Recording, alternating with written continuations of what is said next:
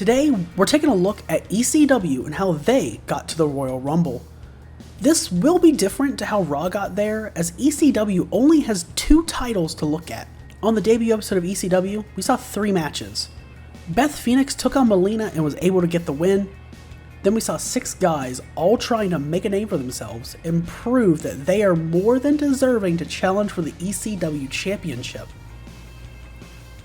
The first 4 guys were The Miz, John Morrison, Shad Gaspard, and JTG.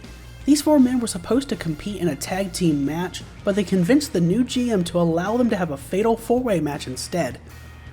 They all worked as hard as they could, and JTG would pick up the win. Then we had the main event, an Extreme Rules match to crown the first ECW champion. ECW legend Tommy Dreamer would take on Cody Rhodes. Now, I don't know what Cody Rhodes did to get the shot at the title, but the new GM gave it to him. This match was the Tommy Dreamer show. He dominated Cody Rhodes and absolutely brutalized him. In fact, he refused to go for a pin. He refused to stop the onslaught. Eventually, he would take too much time and Cody would be able to take him out with a mop, of all things. And then he powerbombed Dreamer through a flaming table. Cody Rhodes became the first ECW champion. After losing in the main event of ECW episode 1, Dreamer would go to the WWE's storage facilities and he stole the Hardcore title.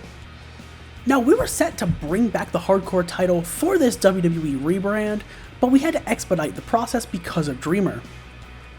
Dreamer would also interrupt what was supposed to be a one-on-one match between JBL and Chavo Guerrero. So now we had a triple threat match to crown the first Hardcore champion. This match would be a repeat of Dreamer's previous match. He would decimate both men, and again he would refuse to go for a pin.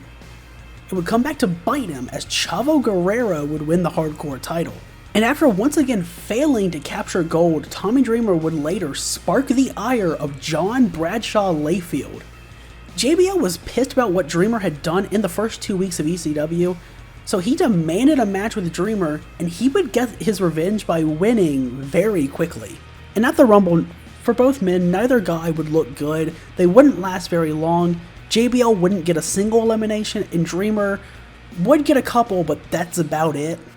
But the fatal 4-way from the first episode would lead into a match in episode 2, Shad Gaspard versus John Morrison.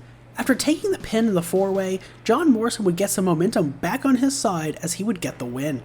After Shad lost to John Morrison in episode 2, JTG would face off against the debuting Ted DiBiase right before the Royal Rumble pay-per-view, and JTG would be able to get a good win over Ted DiBiase. After JTG would get the win over Ted DiBiase, right before the Rumble on the last episode of ECW, Crime Time would finally team up for the first time to take on this new team of R-Truth and SmackDown's Mike Knox.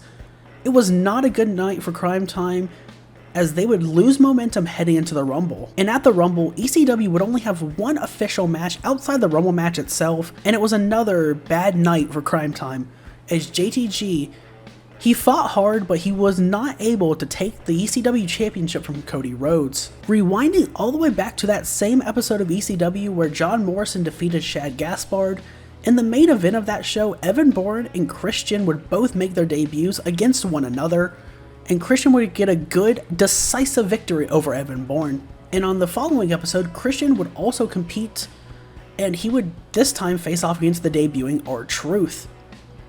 Christian may have looked good against Evan Bourne, but R-Truth would derail his momentum by getting the win.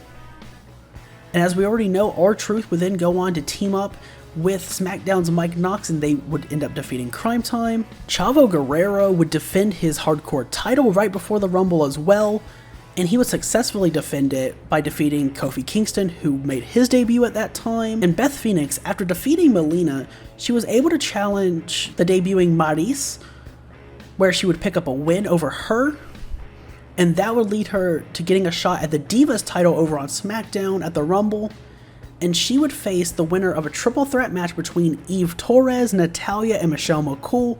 That Natalya would pick up the win in that triple threat, which set up another match, which was SmackDown versus ECW at the Rumble, and Beth Phoenix would do ECW proud by winning the Divas title on that night.